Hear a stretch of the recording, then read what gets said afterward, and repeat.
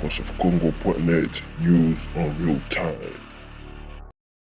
Monsieur Tshisekedi, bonjour. Bonjour, M. Ngoyi. Nous avons appris que l'UDPS a eu des pourparlers secrets avec les émissaires de Joseph Kabila au niveau de l'Europe. Est-ce que vous confirmez ces pourparlers informels? Oui, il y avait des pourparlers, mais nous avons toujours confirmé ça. Il n'y avait aucun problème avec ça. Quel a été l'objet de toutes ces discussions? Vos pourparlers ont tourné autour de quoi? Voilà, le but était d'avoir une pré-discussion, comme on peut l'appeler, avant le dialogue. Donc, vous savez, le dialogue, nous le voulons toujours d'ailleurs, nous avons voulu qu'il se tienne en une dizaine de jours, avec des thèmes bien précis, un format aussi défini à l'avance. Il y avait le fameux débat sur la participation ou pas de la communauté internationale. Vous savez que l'UDPS donnait cela comme condition sine qua non, c'est-à-dire la facilitation de la communauté internationale. Donc il fallait discuter de tout ça. Et nous pensons que cela ne devait pas prendre 2 mois comme c'est le cas maintenant. Et c'est après avoir constaté que nous menait en bateau quelque part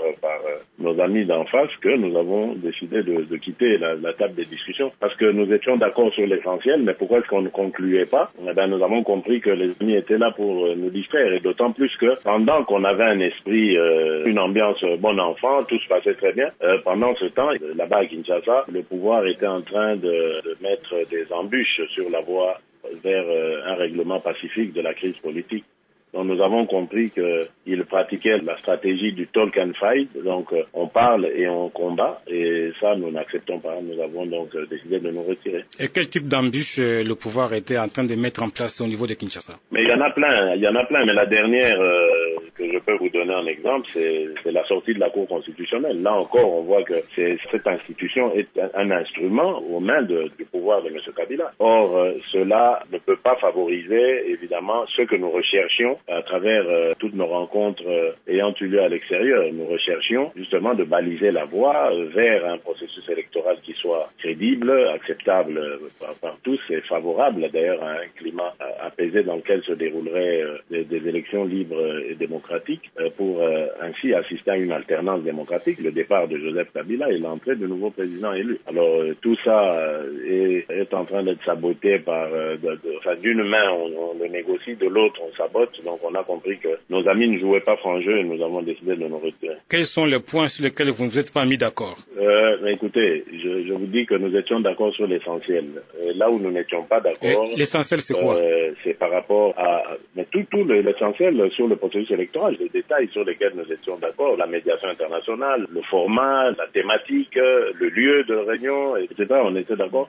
Mais nos amis avaient proposé un partenariat qui ne nous enchantait pas. Nous avons compris qu'ils voulaient que nous soyons comptables de leur échec, du fait qu'ils ne soient pas capables d'organiser les élections dans le délai constitutionnel. Et ça, c'est inacceptable pour nous. Nous n'allions pas, et c'est ce qui justifie, qui motive notre retrait, n'allions pas à ce dialogue pour favoriser un glissement. Nous voulons d'un dialogue pour baliser la voie vers des élections libres et démocratiques et acter ainsi l'alternance politique. Est-ce qu'à ce stade, on pourra dire que c'est fini, vous n'allez plus vous retrouver, l'espoir est perdu? En tout cas, pour le dialogue, pour le pré-dialogue, c'est fini. Le dialogue, nous restons toujours ouverts.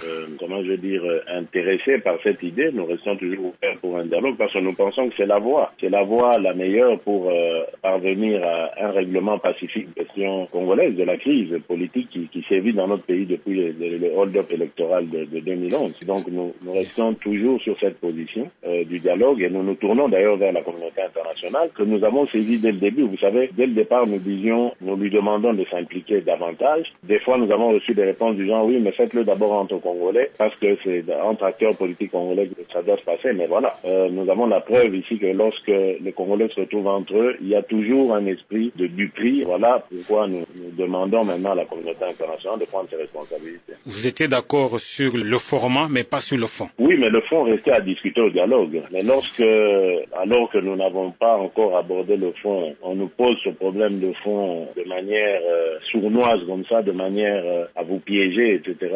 Nous avons compris qu'il n'y avait rien à attendre de nos amis, qui n'étaient sûrement pas de bonne foi. Qui est habilité au sein de votre parti à engager l'UDPS ou à parler au nom de l'UDPS? Vous m'avez appelé et vous m'avez posé la question sur mon parti, je dois répondre. Je ne crois pas qu'avant d'ouvrir la bouche, je dois d'abord courir voir le président ou le secrétaire général pour demander l'autorisation de parler. Nous avons au sein du parti une instance officielle habilitée à parler, donc il y a le porte-parole du parti, le secrétaire général adjoint, M. Bruno Tibala, mais à partir du moment où un communiqué du parti devient officiel, c'est à vous, les médias, d'appeler qui vous voulez au sein du parti pour qu'il le commente. Et là, ce que je fais, ce n'est que commenter un communiqué. Je ne suis pas en train de communiquer, de donner un communiqué officiel du parti. Je commente le communiqué officiel.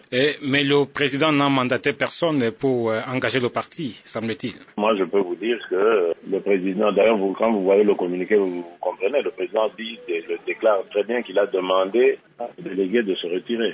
Ils étaient bien mandatés. Je ne rentre pas dans cette polémique totalement bête et inutile. Le président était au courant de A à Z. C'est avec son autorisation que cette délégation a été nous représenter à ces discussions, et c'est aussi avec son quitus qu'elle s'est retirée des discussions et que nous avons communiqué cela. Donc voilà. Quelle leçon peut-on tirer de ce pré-dialogue, d'après vous? La leçon que tant que ce pouvoir sera là, la meilleure façon de dialoguer sera par intermédiaire, donc c'est-à-dire avec une facilitation internationale. Entre nous Congolais, malheureusement, c'est encore un constat que nous devrions faire. Entre nous Congolais, la confiance ne règne pas et surtout, on n'est pas capable d'avancer sur des sujets sérieux, donc il faut forcément une facilitation. Monsieur Tshisekedi, je vous remercie. Merci, monsieur.